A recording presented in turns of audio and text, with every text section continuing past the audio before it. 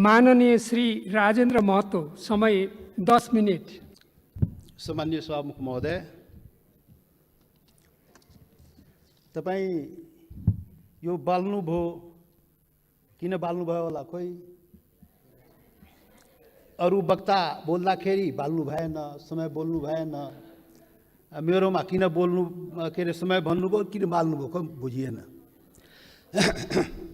मान्य सदस्य, परम्परा त्यस्तै रहेछ। परम्परा त्यस्तै हो। भेदभाव गर्ने परम्परा कायमै राख्ने, त्यो पनि ठिकै हो। सभामुख महोदय, यो देशमा सैकड़ों हजारौं पटक संसदको बैठक बसेको छ, तर आजको बैठक सारा नेपाली जनता, सम्पूर्ण सबै नेपाली जनता टकटकी लगाएर यो संसद प्रति हेरिरहेको छ। सारा नेपाली जनता, जनताको प्रतिनिधि, यो जुन संसदमा हामी राजनीतिक दलको रूपमा उपस्थित भएका छौं, जनताको प्रतिनिधि तो राजनीतिक दलले आज यो ऐतिहासिक दिनमा के भन्दैछ, के गर्दैछ, त्यो चाहिँ सबै सम्पूर्ण नेपाली जनताको जिज्ञासा र ध्यान चाहिँ आजको संसदको बैठकमा छ। सभामुख महोदय, त्यसैले यहाँ सञ्चार माध्यम पनि आजको बैठक ऐतिहासिक बैठक भनिरहेको थियो र वास्तवमा भन्यो भने आजको बैठक वास्तवमा ऐतिहासिक बैठक नै हो। सभामुख महोदय, त्यसैले ऐतिहासिक बैठकको दिन अब के बत्ती बाल्ने, के समय निर्धारण गर्ने, बोल्ने मनमा भएको कुरा बोल्न दिनुपर्छ। सभामुख महोदय,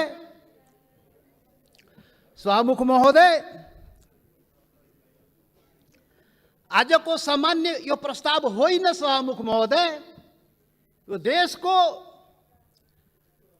देशको भूमिको सवाल हो। देशको भूमि आफ्नो नेपालको नक्सामा राख्ने सवाल हो, त्यो प्रस्ताव आएको छ आज। यो सामान्य प्रस्ताव होइन। सभामुख महोदय, सम्पूर्ण नेपाली जनताको ढुकढुकी त्यहाँ रहेको छ। सभामुख महोदय, भावना चाहिँ रहेको छ त्यहाँ। त्यो सम्बन्धमा बोल्दाखेरि जनताको प्रतिनिधिले आफ्नो कुरा राख्न सक्नुपर्छ। त्यसैले आज प्रतिबन्ध नलागियो। सभामुख महोदय,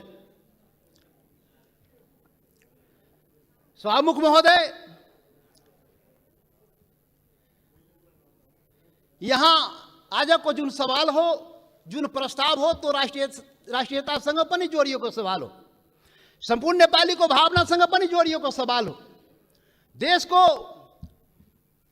के भन्छ सार्वभौमिकता, देशको अखण्डतासँग पनि जोडिएको सवाल हो।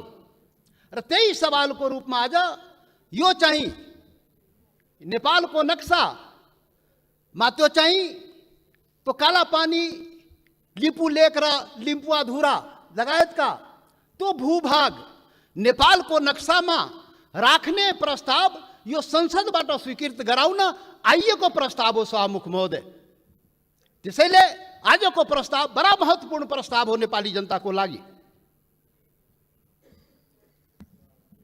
सभामुख महोदय, नेपाली जनता, आफ्नो सम्पूर्ण नेपाली जनता, हिमाल पहाड तराई मधेसका सबै नेपाली जनता आफ्नो देशप्रति, आफ्नो भूमिप्रति सजग छ, समर्पित छ, संवेदनशील छ। यो कुरा आज यो बैठकले देखाउन सक्नुपर्छ। आज यो कुरा हामीले आफ्नो कामबाट देखाउन सक्नुपर्छ। त्यो देखाउनुपर्छ, हामी देखाउला। सभामुख महोदय, यो गर्दाखेरि यहाँ अब के भनौँ, विभिन्न आग्रह पूर्वाग्रहले पनि कुराहरू त सुनिन्छ। राष्ट्रियताको सवाल पनि एक लौटी रे, कसैको एक लौटी राष्ट्रियता रे। राष्ट्रियताको सवाल आउँदाखेरि त्यो मधेसीले राष्ट्रियताको कुरा गर्छ र? गर्दैन नि। अरे राष्ट्रियता कसैको एक लौटी होइन, याद गर्नुहोस्। सभामुख महोदय, म सबैलाई आग्रह गर्न चाहन्छु, राष्ट्रियता भनेको सबैको सम्पूर्ण नेपाली जनताको नेपाली राष्ट्रियता हो। कुनै एउटा वर्ग, एउटा जाति, एउटा समुदाय, एउटा क्षेत्रको राष्ट्रियता हुनै सक्दैन। यदि त्यस्तो राष्ट्रियता भयो भने त्यो पङ्गु राष्ट्रियता हो। त्यो राष्ट्रियता चाहिँ काम लाग्दैन। त्यो राष्ट्रिय एकतालाई सबल गर्न सक्दैन, बलियो पार्न सक्दैन शाहमुख महोदय। त्यसैले आजबाट राष्ट्रिय एकताको परिभाषा, राष्ट्रियताको परिभाषा र राष्ट्रवाद राष्ट्रघातको परिभाषा ठिकसँग व्याख्या गरिनुपर्छ र बुझिनुपर्छ शाहमुख महोदय। शाहमुख महोदय, म धेरै आज म केही कुरा राखौँला, समय अलि लिउँला तपाईँको, र यो पनि देश र जनताकै हितमा हुन्छ, राष्ट्रिय एकताकै लागि हुन्छ, राष्ट्रियताका लागि बलियो बनाउने काम हुन्छ, जुन आज म विचार राखिरहेको शाहमुख महोदय। शाहमुख महोदय, यस्तो संवेदनशील घडीमा एकता देखाउने हो। नेपाली जनताले आफ्नो एकता नदेखाए आफ्नो सवालको लागि, आफ्नो भूमिको लागि त कसले देखाइदिने हो? नेपाली जनताले नै देखाउने हो र नेपाली जनताको प्रतिनिधिमूलक संस्था, यो प्रतिनिधि सभाले देखाउने हो। शाहमुख महोदय, हाम्रा धेरै आउला यो संविधान संशोधनको कुरा आएको छ। यहाँ नक्सालाई लिएर त्यो चाहिँ संविधानमा त्यो अनुसूचीमा संशोधन गर्ने प्रस्ताव आएको शाहमुख महोदय। त्यो कालापानी लिम्बू लेक, लिम्पुवाधुरा सहितको भूमि त्यो नेपालको हो भनेर त्यो चुच्चो त्यो हुने गरी त्यो नक्सा चाहिँ संसदबाट पारित गराउन प्रस्ताव आएको शाहमुख महोदय। संविधान संशोधन गर्न प्रस्ताव आएको शाहमुख महोदय। शाहमुख महोदय मार्फत सम्पूर्ण देशवासीलाई थाहा छ यो संविधानको बारेमा। यो संविधानको बारेमा हाम्रा आफ्ना रिजर्भेसनहरू रहेको छ। यो संविधान पूर्णता पाएन। यो संविधान सबैको हुन सकेन। यो संविधान हिमाल, पहाड, तराई, मधेसका सबै जनताको हुन सकेन। आदिवासी जनजाति शेर्पा, तामाङ, राई, लिम्बू, गुरुङ, भोटे, मगर, नेवारको हुन सकेन। मधेसीको हुन सकेन, थारूको हुन सकेन, दलितको हुन सकेन, शोषण उत्पीडन परेको जनताको हुन सकेन। उसले आफ्नो भावना राखिरहेको छ, रिजर्भेसन राखिरहेको छ। यो हाम्रो पनि संविधान हुनु पर्यो, हाम्रो लागि पनि बनाइदिनु पर्यो, त्यो प्रावधान हाम्रो लागि पनि राखिदिनु पर्यो। त्यो संविधान संशोधनको जब कुरा आउँछ हामीले राख्ने गरेका शाहमुख महोदय। आज पनि संविधान संशोधनकै सवाल आएको छ प्रधानमन्त्रीजी। शाहमुख महोदय, तपाईँ मार्फत प्रधानमन्त्री सौभाग्य आज बसिराख्नु भएको छ, प्रत्यक्ष रूपले सुनिराख्नु भएको छ। हामी त्यो संशोधनको जब कुरा आउँछ संविधानको, त भन्दाखेरि नै हामी भनेको थियो यो सबैको लागि संविधान बनाउनुहोस् है। विगतमा त्यत्रो आन्दोलन भयो, यो देशका आदिवासी जनजाति, मधेसी, थारू लगायत दलित सबैले आन्दोलन गरेको छ। त्यो संविधानमा सबैको भावना राखियोस् है हामी भनेका थियौँ। तपाईँहरू सहमति गर्नुभएको थियो शाहमुख महोदय। यो देशको ठुला पार्टी काङ्ग्रेस, कम्युनिस्ट, माओवादी जतिका के भन्छ एमाले, माओवादी सबैले सहमति गरेका थियो। यस्तो संविधान बनाइन्छ र अब यो मुलुकमा विभेद हुँदैन। अब संघीय लोकतान्त्रिक गणतन्त्र आउँछ, सबै नेपाली बराबर हुन्छ, कुनै समुदाय, कुनै वर्ग, कुनै क्षेत्रप्रति केही अन्याय हुँदैन भनेर भनिएको थियो, सम्झौता गरिएको थियो। तर बन्दाखेरि त्यो भएन। त्यो पीडा त भन्न पाइन्छ नि अहिले संविधान संशोधन गर्ने बेलामा। हामीले त भने हो शाहमुख महोदय, जब प्रधानमन्त्रीले नक्सा बनाउनु भयो हामीले भनेको थियौँ राम्रो गर्नुभयो। नेपालको भूमि फिर्ता ल्याउने कुरा जुन गर्नुभयो, नक्सा बनाउनु भयो, राम्रो गर्नुभयो। सर्वदलीय बैठकमा हामी सबैले एकमतले सरकारलाई, प्रधानमन्त्रीलाई हामी भन्यौँ तपाईँ अगाडि बढ्नुहोस्, यो चाहिँ भूमि चाहिँ नक्सा बनाएर मात्रै हुँदैन, फिर्ता ल्याउने पनि कुरा गर्नुहोस् है प्रधानमन्त्रीजी। नक्सा बन्यो। आज संसदबाट के भन्छ अरे संविधान संशोधन समेत गराएर अनुसूचीमा राख्ने कुरा भएको। जब संविधान संशोधनको सवाल आउँछ त्यति बेला हामीलाई त्यो पीडा हुन्छ, किनभने यो संविधानको लागि, यो संविधानको अपनत्वको लागि सैकड़ों जनता चाहिँ जान गुमाएको छ, बलिदान दिएको छ शाहमुख महोदय। त्यो पनि राष्ट्रियता हो, त्यो पनि नेपालको जनताको राष्ट्रियता हो, त्यो पनि आफ्नो हक अधिकारको लागि जान गुमाएको छ, सङ्घर्ष गरेको छ, आन्दोलन गरेको छ शाहमुख महोदय। त्यसैले शाहमुख महोदय जब संशोधन कुरा आउँदाखेरि त्यो कुरा पनि हामी राख्ने गरा। त्यसैले हामीले भनेका थियौँ शाहमुख महोदय प्याकेजमा ल्याइदिनुहोस्, यो त्यो कुरा पनि ल्याइदिनुहोस् न, जो हामीले उठाएका सवालहरू पनि त्यो पनि ल्याइदिनुहोस् न, सँगसँगै ल्याइदिनुहोस् न। अनि राम्रो हुन्छ। अनि राष्ट्रिय भूमि मात्र होइन, जनता पनि राष्ट्रियता हो नि त। भूमि मात्रै होइन, जनता समेत भूमि र जनता मिलाएपछि राष्ट्रियता हुन्छ, जनताको सवाल पनि ल्याइदिनुस् न भने आग्रह गरे हो, बिन्ती गरे हो शाहमुख महोदय। तर खोइ आएन, मजबुरन हामी चाहिँ छुट्टै के अरे प्राइभेट बिलको रूपमा यहाँ ल्याउनु पर्यो शाहमुख महोदय। अब पछि विचार होला सायद। अब यो 7औं संविधान शाहमुख महोदय, 6वटा संविधान त नाश भयो मुलुकमा। 70 वर्षमा 7वटा संविधान, 6वटा संविधान यही कुकर्मले गर्दाखेरि, यही गतिविधिले गर्दाखेरि समाप्त भयो। जनताको माग अनुसार समय सापेक्ष संशोधन भएन भने संविधान जाँदो रहेछ। त्यसैले यो 7औं संविधान, संघीय लोकतान्त्रिक गणतन्त्रको संविधान बडा मेहनतले, त्याग बलिदानले नेपाली जनताले ल्याएको छ। त्यसले यो संविधानको रक्षा हुनुपर्छ। रक्षाको लागि त्यसमा समय सापेक्ष जनताको माग अनुसार सुधार परिवर्तन गर्नुस्। बाइबल कुरान गीता नबनाउनुस्। अब प्रधानमन्त्रीले उचित आवश्यकता भन्नुहुन्छ, खोइ कहिले उचित आवश्यकता आउने थाहै छैन। अब खोइ कसरी हुन्छ हो, त्यो भएन शाहमुख महोदय। त्यसैले आजको दिनमा त्यो याद गर्न, रिमाइन्ड गर्न खोजेको, सम्झाउन खोजेको यो संविधान संशोधनको सवाल आउँदाखेरि त्यो जनताको, त्यो हिमाल पहाड तराई मधेसका जनताको भावनालाई पनि सम्झिदिनुस्। सम्पूर्ण म भने थिएँ पहिलो दिनमा, पार्टी ठुलो भयो, दिललाई ठुलो बनाउनुस् प्रधानमन्त्रीजी भने थिए, प्रचण्डजी भन्ने थिए। तपाईँ दुईजना शीर्ष नेतालाई दिल ठुलो बनाउनुस्, त्यो दिलमा सम्पूर्ण नेपालीलाई समेट्नुस्, हिमाल पहाड तराई मधेसका सबैलाई समेट्नुस् र सबको नेता बन्नुस्, सबको संविधान बनाइदिनुस्, त्यो भने थिएँ। तर आजसम्म त्यो काम भएन। अब होला कि आज जुन यो संवेदनशील समयमा पनि हामीले कुरा उठाइरहेकोमा अब हुन्छ। त्यसैले शाहमुख महोदय, सबै असन्तुष्टिका बावजुद हाम्रो पुरै असन्तुष्टि छ संविधानप्रति, हाम्रो अधिकारप्रति, पहिचानप्रति, यो देशको जनताको अधिकार र पहिचानप्रति, हिमाल पहाड तराई मधेसको जनताको अधिकार र पहिचानप्रति, उसको समानता र विभेद के विरुद्धमा यो विभिन्न कुराहरू, हाम्रा रिजर्भेसन छ, हाम्रा असन्तुष्टिहरू छ। तर पनि आज जब देशको सवाल उठेको छ, राष्ट्रियताको सवाल उठेको छ, हाम्रो भूमिको सवाल उठेको छ, यो अवस्थामा सबै असन्तुष्टिहरूलाई थाती राखी जनता समाजवादी पार्टीले यो प्रस्ताव, जुन यो नक्सा सम्बन्धी प्रस्ताव जुन आएको, त्यो प्रस्तावलाई जनता समाजवादी पार्टीले सहर्ष समर्थन गर्दछ। त्यसलाई हामी सर्वसम्मत रूपले समर्थन गरेका छौँ शाहमुख महोदय। याद रहोस्, हाम्रा असन्तुष्टि हिमाल पहाड तराई मधेसका जनता, तो शेर्पा तामाङ राई लिम्बू गुरुङ भोटे मगर नेवार थारू मधेसी दलित, तो जनताको भावनालाई बुझिदिनुस्। यसरी देश चल्दैन त्यति मात्रै भन्ने हो शाहमुख महोदय। यसरी देश नचलाउनुस्, यो सबैको देश हो। राष्ट्रियता भनेको सम्पूर्ण नेपालीको जनताको मनमा आफ्नो देशप्रति भावना छ र त्यही भावनाको यहाँ प्रतिबिम्बित यहाँ भएको छ। जति असन्तुष्टि भए पनि जब देशको सवाल आउँछ, हामी एकजुट भएर उभिन्छौँ। आज हाम्रो बारेमा त अनुहार हेर्ने बित्तिकै मधेसी, यो त राष्ट्रघाती नै होला, यो त मधेसी, यो त विदेशी नै होला, यो त भारतीय नै हो भनेर कुण्ठाबाट भरिएका नस्लीय चिन्तन बोकेकाहरू आजदेखि त्यो हटाइदिऊ।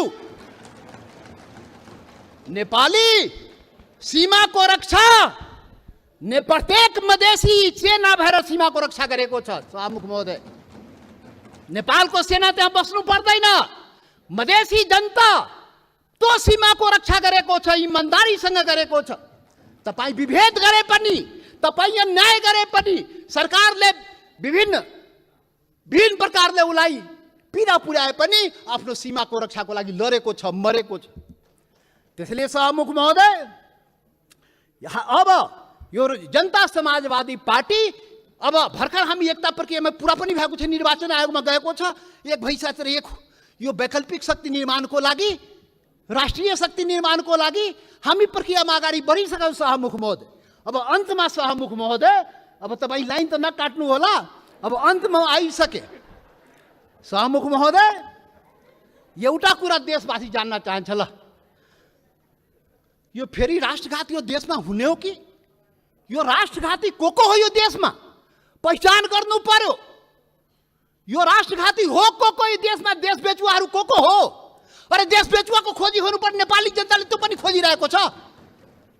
अरे त्यो त हाम्रो छँदै थियो नि, त्यो जमिन, त्यो काला पानी लिपु लेक लिपुवा धोरा सहितको नक्सा त नेपालको नक्सामा त थियो 58 वर्ष पहिले।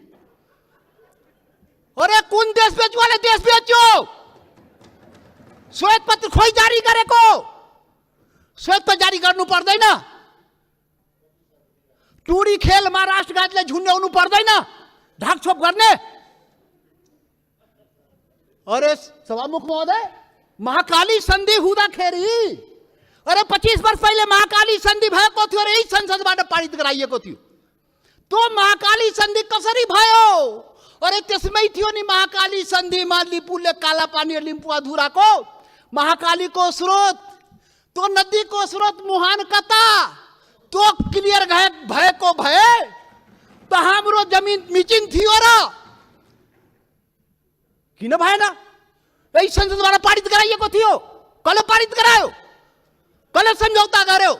कसले पारित गरायो? म त सुनेको छु, त्यति बेला म सांसद थिइनँ, पार्टी पनि फोरेर पारित गराइयो भो। अब अरे कस्तो राष्ट्रवादी काम गरे हो? महाकालीलाई संसदबाट पारित गराउँदाखेरि त्यो मुहानको चाहिँ, महाकालीको मुहानको चाहिँ पत्तो नलाउने र त्यसलाई चाहिँ संसदबाट पारित गर्ने। त्यसैले राष्ट्रघातीको पहिचान हुनुपर्छ सभामुख महोदय। सकिनै लाग्यो सभामुख महोदय, यो राष्ट्रवादी कुरा हो, यो खोखला राष्ट्रवादी कुरा होइन। यो राष्ट्रघातीलाई पर्दाफास गर्नुपर्छ नेपाली जनताको बीचमा।